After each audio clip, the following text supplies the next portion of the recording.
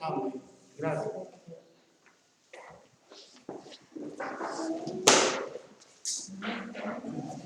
Começa a nossa paz, Senhor. Amém.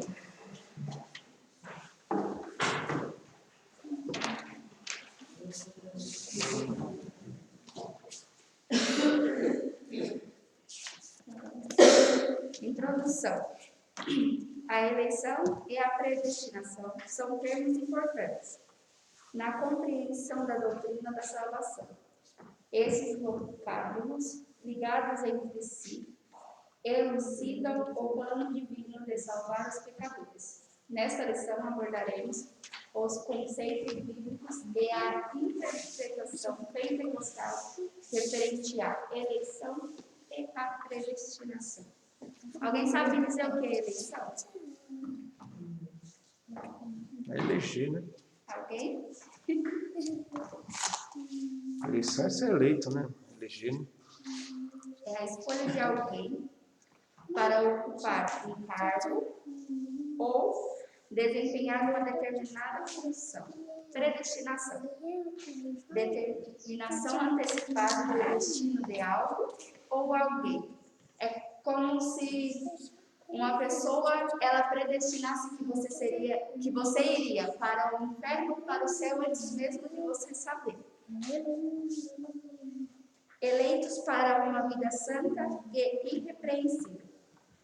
A dádiva da eleição precede a nossa existência, antes da fundação do mundo. Deus planejou salvar e capacitar para uma vida de santidade os que Ele elegeu de antemão. A eleição divina. Eleição traz a ideia de escolha. Aos Efésios, Paulo menciona 3 vezes e menciona 3 aspectos desta escolha. Em quem fomos escolhidos? Em Jesus, por isso, ela é cristocêntrica. Em que tempo se deu essa escolha? O tempo é dito como antes da fundação do mundo. E qual a finalidade? Para que fôssemos santos e irrepreensíveis. Donald Staples, editor da Bíblia de Estudo Pentecostal, afirma que a eleição de pessoas ocorre somente em união com Jesus Cristo e que ninguém é eleito sem estar unido a Cristo pela fé. Nossa declaração de fé assevera que Deus elegeu a igreja desde a eternidade, antes da fundação do mundo, segundo a sua presciência. Aqui em 1 Pedro 1, versículo 2, vai nos dizer assim.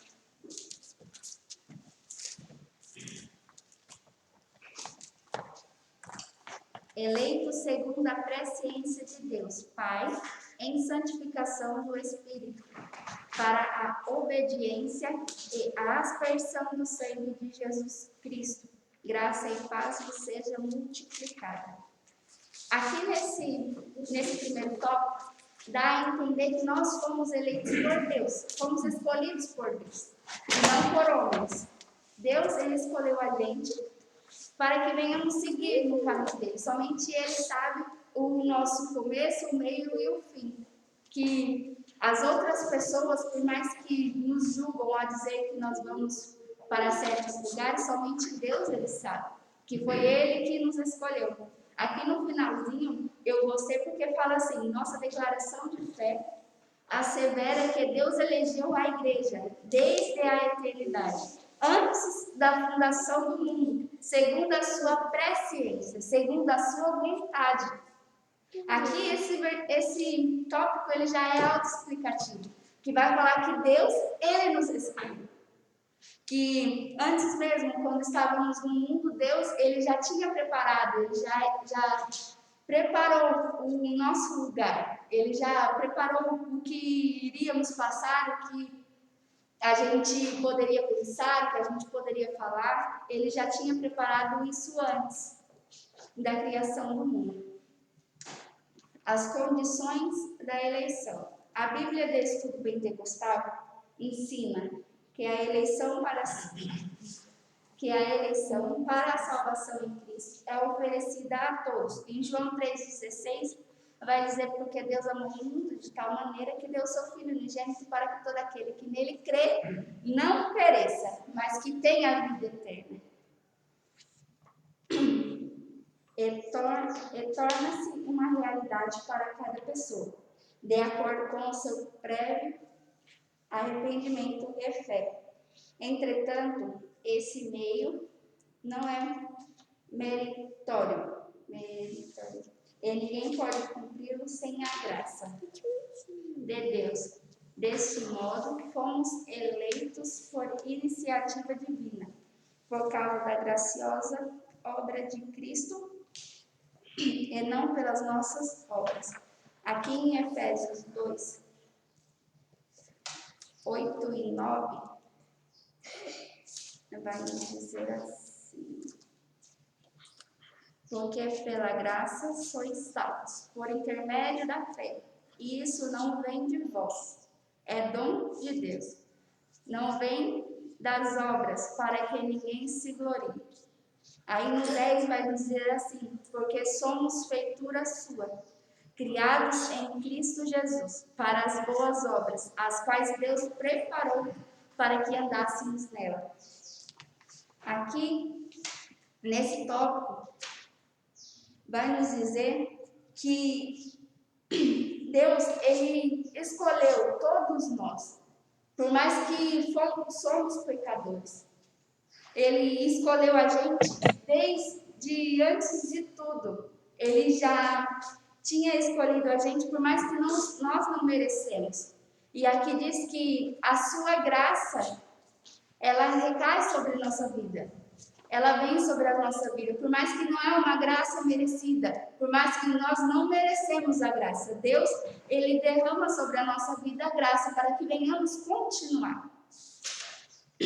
Aqui no tópico 3 vai dizer assim: vida santa e irrepreensível. Paulo enfatiza que a eleição tem a finalidade específica de sermos santos e irrepreensíveis diante dele. Nesse aspecto, o vocábulo grego ágios, santo, significa separado do pecado. Aqui nessa parte vai dizer separado do pecado. Mas aqui, o que eu entendi foi que não vai ser que a gente não venha pecar, porque a gente já vive num mundo de pecados. Então, por mais que a gente se reconcilie com Deus, por mais que a gente busque a Deus, mesmo assim a gente vai cometer um erro ou outro. Mas que não é para continuarmos no mesmo pecado. Não é para a gente continuar fazendo a mesma coisa, por mais que a gente já tenha errado e pedido perdão para Deus. Que a gente venha pedir perdão e não continuar no mesmo erro. O adjetivo dele, anônimo, irrepreensível, expressa algo sem defeito e imaculado. Em Filipenses 2,15, vai nos dizer assim: para que sejais irrepreensíveis e sinceros, filhos de Deus, inculpáveis no meio de uma geração corrompida e perversa, entre a qual resplandeceis como astros do mundo. Aqui vai dizer assim que a gente tem que resplandecer a luz que Cristo ele deixou para nós, para que venhamos mostrar para o mundo que somos diferentes, mas não que somos superiores. Deus abençoe. Não que somos superiores, mas que somos diferentes, para que venhamos mostrar a luz que Cristo ele deixou para a gente mostrar para aqueles que precisam, para aqueles que estão em trevas. Os termos apontam para a santificação, isto é, o mais alto padrão ético e moral de vida para agradar a Deus, que nos elegeu em Cristo. Aqui já é praticamente autoexplicativo, que vai nos dizer assim que é um padrão o qual devemos seguir, um padrão de santificação, para que a gente venha agradar a Deus, para que a gente venha trazer uma mudança de vida para nós mesmos, para que através dos nossos bons feitos venhamos mostrar a Deus, para que Ele venha se alegrar, mas que a gente não continue naquele erro, que a gente não continue como posso dizer, que a gente não continue cometendo os mesmos atos, os mesmos erros, mas que a gente venha fazer aquilo que venha agradar a Deus, que venha alegrar o coração de Deus. A nova vida dos eleitos. O tema é apresentado com exortações contra a velha conduta, tais como mentira, furto, palavras torpes, amargura, ira, cólera e ainda severas advertências contra a fornicação, impureza, avareza e embriaguez. A finalidade é apresentar a Deus uma igreja gloriosa e sem mácula, nem ruga, mas santa e irrepreensível. Não obstante, somente o Espírito Santo capacita o crente para esse novo estilo de vida. Trata-se, portanto, de um processo contínuo de santificação até a glorificação final no dia de Cristo. Aqui em Gálatas 5, 22 e 25 vai dizer assim.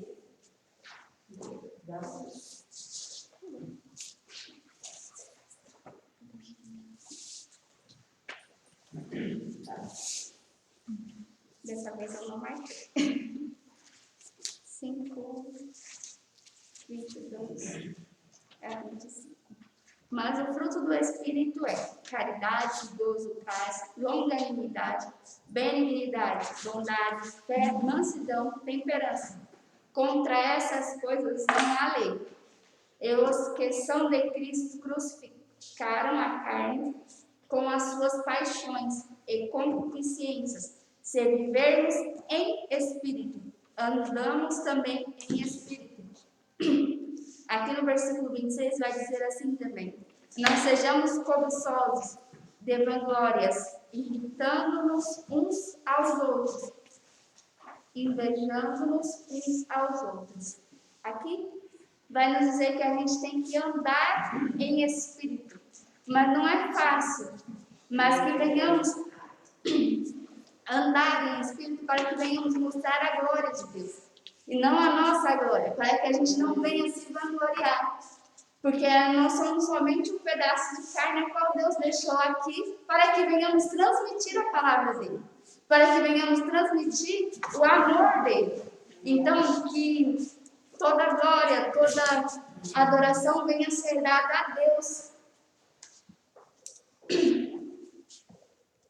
Aqui em 2 Coríntios 3,18 vai dizer assim: mas todos nós, com cara descoberta, refletindo como um espelho a glória do Senhor, somos transformados de glória em glória, na mesma imagem como pelo Espírito do Senhor. O versículo já é autoexplicativo, que nós somos espelhos para refletir a glória de Cristo, para que aqueles que veem a gente lá fora venham ver a imagem de Cristo em nossas vidas, para que venham ver as atitudes de Cristo em nossas vidas. O tópico 2 vai dizer assim: predestinado para filhos de adoção.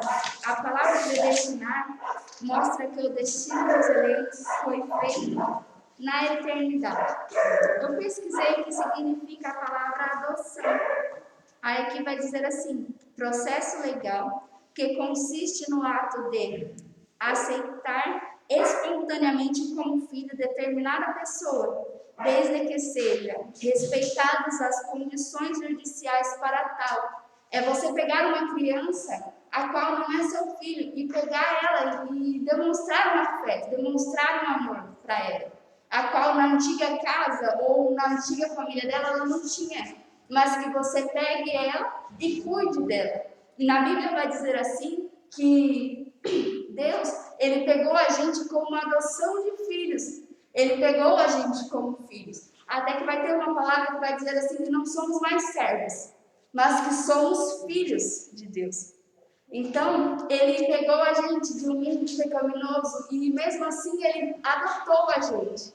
Ele pegou a gente para demonstrar o afeto, para demonstrar o amor dele pela gente, pela igreja dele. A predestinação. O termo grego prorizo, traduzido como predestinar, é formado pelo vocábulo horizon, que significa determinar, e pela preposição pro, que indica algo feito antes. Ou seja, predestinar significa literalmente determinar antes. A Bíblia Pentecostal de Estudo esclarece que a predestinação se aplica aos propósitos de Deus inclusos na eleição, que a eleição é a escolha feita por Deus em Cristo de um povo para si, e que a predestinação abrange o que acontecerá ao povo escolhido por Deus. Por consequente, nossa declaração de fé ensina que a predestinação dos santos é precedida pelo conhecimento prévio de Deus, daqueles que, diante do chamamento do Evangelho, recebem a Cristo como seu Salvador pessoal e perseveram até o fim. Em Romanos 8, no capítulo 29, no versículo 29 e 30, vai nos dizer assim: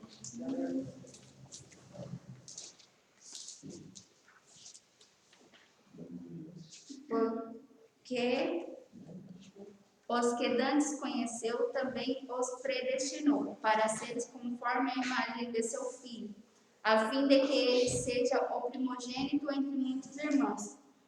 E aos que predestinou a estes, também chamou. E aos que chamou, também justificou. E aos que justificou, a estes também glorificou. Logo foi vontade de Deus reconciliar os pecadores e torná-los seus filhos. Como eu já expliquei, Deus ele tomou a gente como filhos e não mais servos. Então ele pega a gente e cuida como se fosse, e como não. Ele cuida da gente como pai. E ele mostra o afeto que ele tem, o amor que ele tem pela gente diariamente. É só da gente abrir os olhos, já é uma demonstração do amor de Deus que ele nos deu mais um dia de vida. E aqui vai dizer assim, ele tem um chamamento especial para aquele que perseverar até o fim. Então, se a gente perseverar, Deus ele já tem um milagre esperando pela gente lá na frente. Já tem uma glória a qual ele reservou para a gente lá na frente. A qual já está preparada. Quando Jesus ele subiu ao céu e falou assim: vou preparar-vos um lugar. Então a gente já sabe que se a gente perseverar até o fim, vamos subir ao céu e morar lá. Então a gente já sabe que Jesus ele subiu para preparar um lugar para a gente. Para quando chegar a nossa hora, nós venhamos subir e que venhamos adorar ainda mais a Deus lá no céu. Filhos por adoção. Paulo é o único escritor do Novo Testamento que emprega o termo adoção. Essa prática não fazia parte do sistema legal judaico, mas era comum entre os romanos e perfeitamente conhecida entre os gregos. Assim, o apóstolo enfatiza que foi agradável a Deus inserir no plano da salvação a adoção dos eleitos como filhos, segundo o beneplácito da sua vontade. Ele ainda assinala que o amor foi o que comoveu o Pai a nos adotar. Se no outro tempo éramos estranhos e inimigos de Deus, agora estamos reconciliados com Ele em Cristo e somos seus filhos. Essa posição nos é imerecida, contudo, aprove ao Pai fazer assim.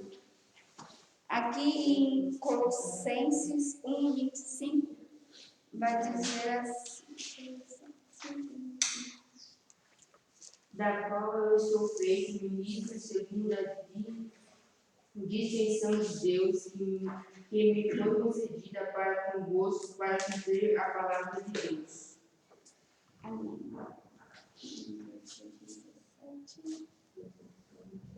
Aqui, Romanos 8:17. Falei o versículo.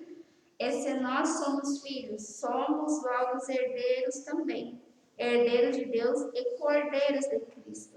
Glória a Deus. É certo que com Ele padecemos, para que também com Ele sejamos glorificados. Então, quando Deus ele nos adotou, depois que Deus nos adotou como filhos, agora somos herdeiros das bênçãos de Deus, e somos cordeiros de Jesus Cristo. A própria Bíblia vai nos dizer isso. Então, quando Deus, ele nos pega como filho, ele vai deixar todas as maravilhas dele para a gente como herança. Então, tudo aquilo que vem de bom para a gente é uma herança que Deus deixou para a gente. Tudo aquilo que Deus, ele deixou que é bom aos nossos olhos, que alegra o nosso coração, são heranças que Deus foi deixando para que a gente venha se alegrar. Engraçado que tem muito ministério aí, né? Tem um ministério aí. Sim. E uma vez eu fui morar na base, eu cheguei até fazer um debate de 5 minutos lá do rapaz, dos pastores, né? Porque eles falam, até para uma criança que nasce hoje, se não for predestinada a salvação, ela morre quando deve ter inferno. E foi outro que eu debatei com eles. Foi outro que eu debatei com eles. Mas só que você aqui na nação, você está vendo? Se nós perseveramos na fé em Cristo, então nós estamos, né? Não quer dizer que o mundo inteiro já está predestinado a salvação. Né? E o engraçado é que eu também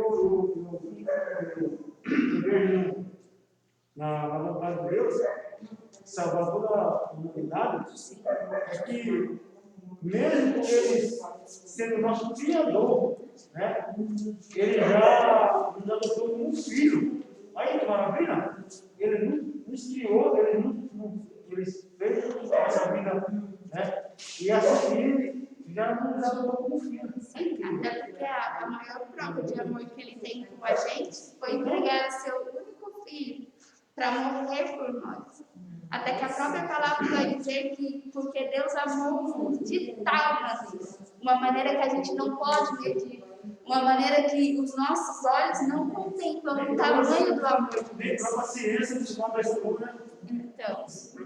Então foi um amor tão grande que ele deu o seu único filho para que morresse por nós, mesmo nós ainda sendo pecadores.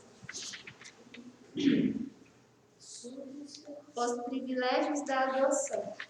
Deus criou o ser humano para estar em comunhão com ele, mas o pecado rompeu com essa dádiva.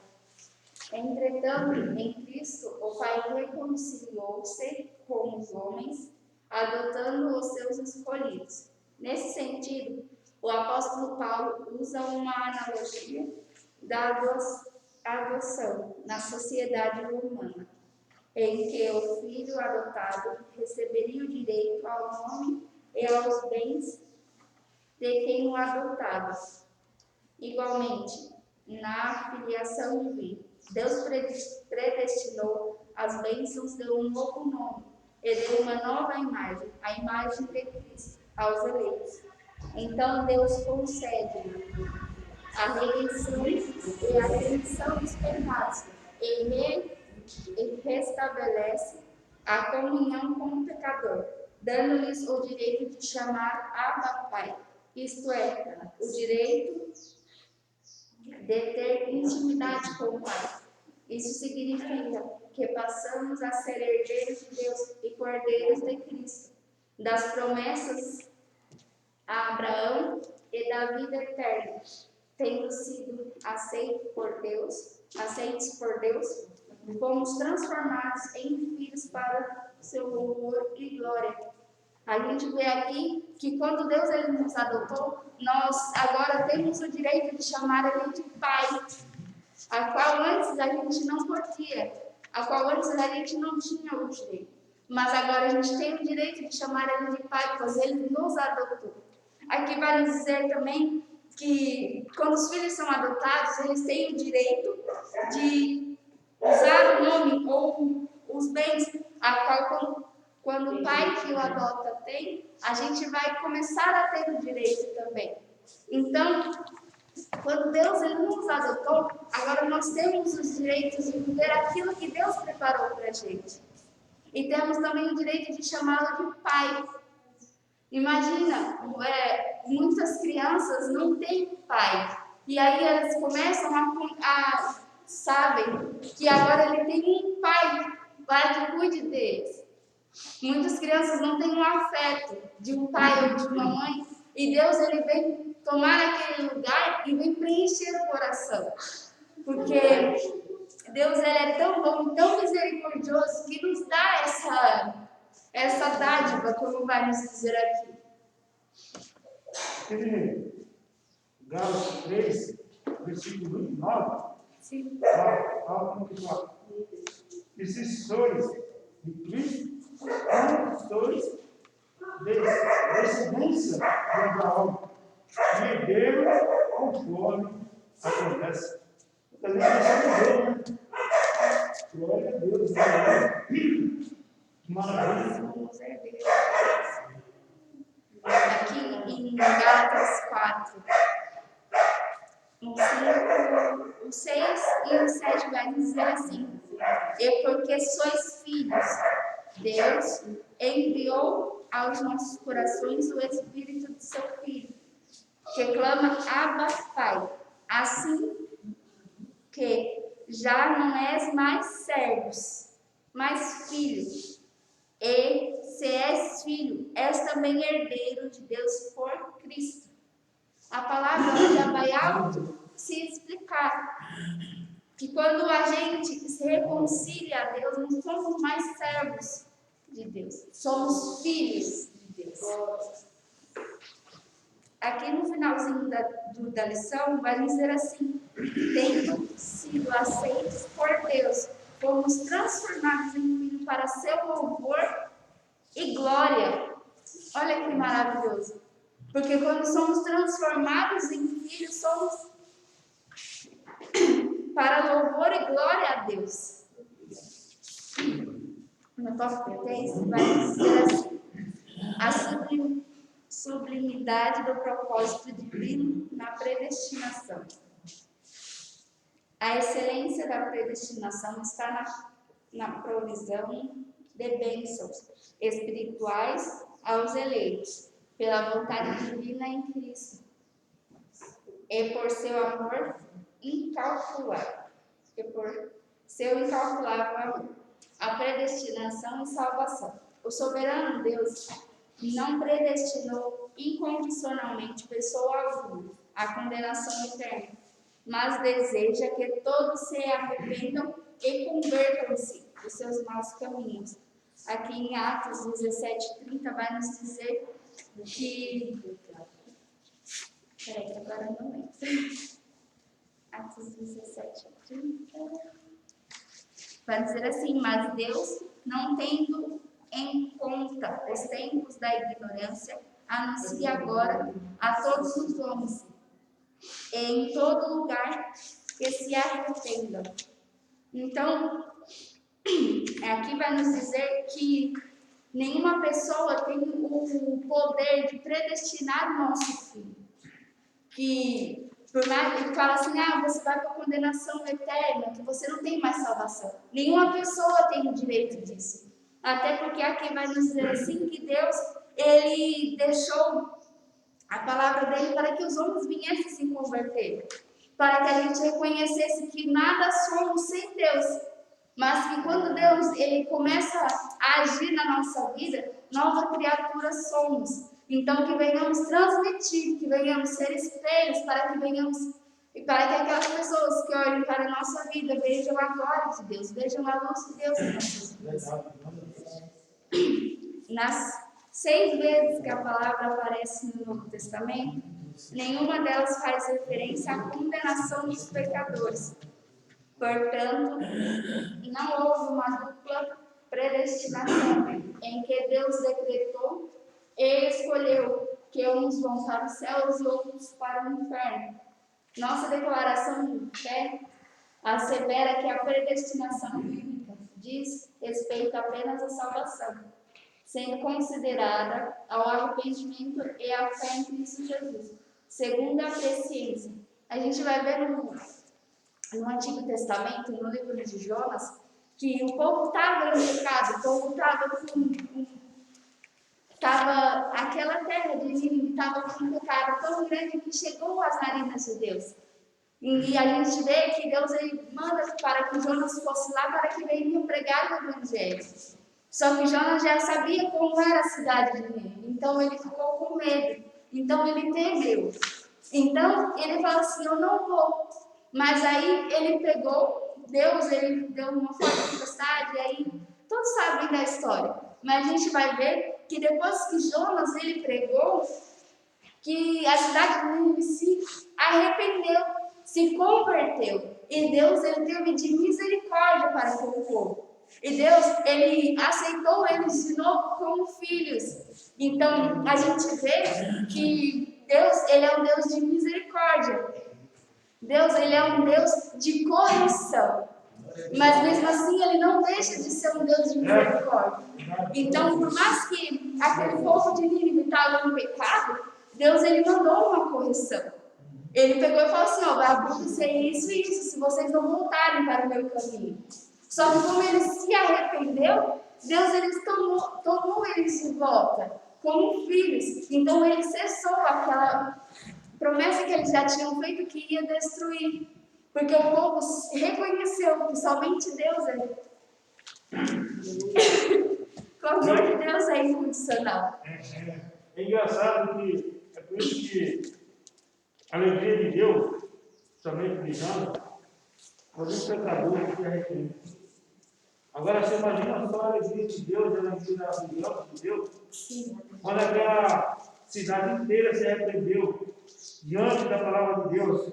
Aí que maravilha! Imagina só a alegria que Deus deu, imagina só a alegria dos Jonas, das festas que eles fizeram lá no céu. Quando Jonas começou a pregar, não pela vontade de Deus, mas pela vontade de Deus, né? Até porque se fosse pela vontade dele, ele nem ia. Nem ia, né? E ele começou a pregar a mensagem que Deus mandou, e aquele povo ia se arrepender. Aí você imagina só a festa que teve lá no céu. A gente vê que no final do livro de Jonas vai pegar e falar assim, mas por que Deus teve misericórdia do povo? Aí Deus vai explicar para ele de uma maneira para que ele viesse entender. Que Deus ele fez nascer uma baboreira em um dia e a baboreira morreu no outro. E ele teve de misericórdia da baboreira. Então foi uma maneira dele explicar para Jonas como que Deus estava se sentindo assim. A predestinação é o amor. Antes de Deus criar qualquer coisa, o seu plano de redimir a humildade e de definir o destino dos crentes estava estabelecido. Por conseguinte, a Bíblia mostra que a redenção divina não foi uma medida de emergência. Ao contrário, é um plano imutável do amor de Deus desde sempre. Em 2 Tessalonicenses 2,13, vai nos dizer assim, pelo que também damos sem cessar graças a Deus, pois havendo recebido de nós a palavra da pregação de Deus, a recebestes não como a palavra de homens, mas segundo é, na verdade, como palavra de Deus, a qual também opera em vós, os que crestes. Aqui consiste a sublimidade dos propósitos eternos em prover a salvação, o amor de Deus. Foi por amor que Ele nos elegeu, Ele nos predestinou em Cristo.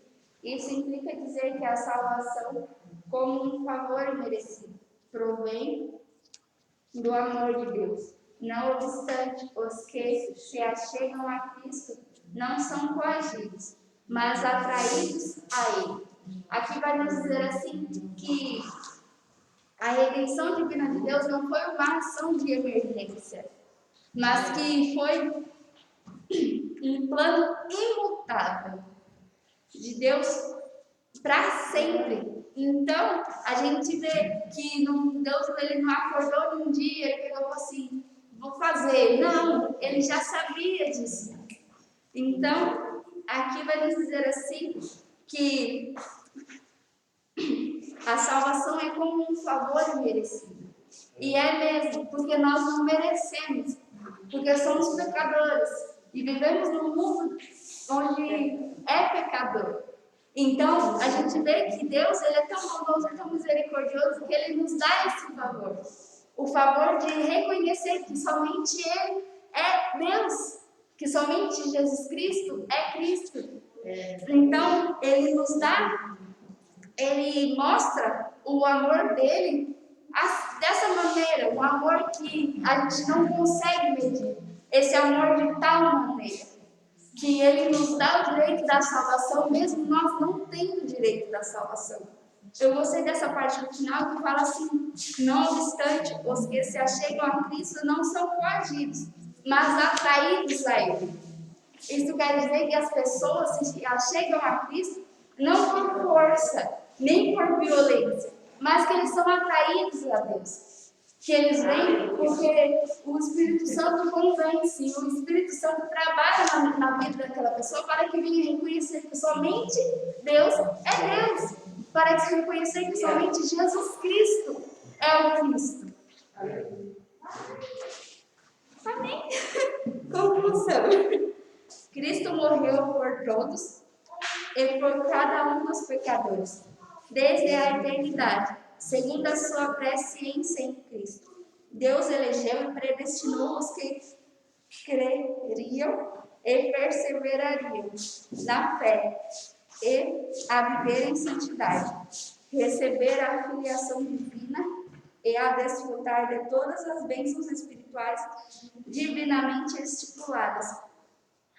Aqui eu fiz um exemplo que vai nos dizer o que é predestinado. Vai nos dizer assim, que já estávamos predestinados a sermos filhos de Deus.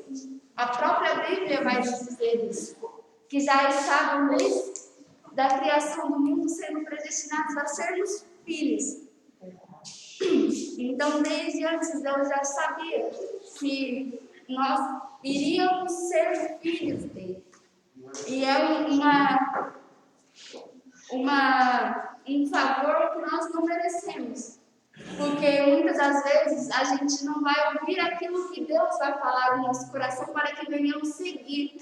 Mas Deus ele é tão bondoso que faz com que a gente reconheça que somente Ele pode cuidar da gente, que somente Ele tem aquele papel de pai na nossa vida. Glória. Que quando a gente está caminhando fora dos caminhos dele, Ele vai e pega a gente de volta. E a gente vai ver aqui que a graça é um favor imerecido. Nós não merecemos a graça que Deus tem para nossas vidas, mas mesmo assim, Ele nos deixou a graça. Porque em João vai nos dizer assim que o amor de Deus é de uma tal maneira, uma maneira que a gente não se pode medir. Então a gente já vê que desde antes da fundação do mundo, Deus ele já tinha um propósito para a gente. Deus ele já sabia qual caminho que a gente ia seguir. Deus já sabia qual que seria a nossa história. Deus já sabia qual que seria a nossa vida aqui na Terra. O que a gente ia falar, até qual dia que a gente vai viver. Então Deus já sabe de tudo isso, até mesmo de antes. Então que a gente venha somente perseverar e que Deus ele fará o resto na nossa vida, mas que a gente também não venha se acomodar, porque Deus ele faz, mas também espera que a gente faça algo para merecer isso. Amém? Agradeço.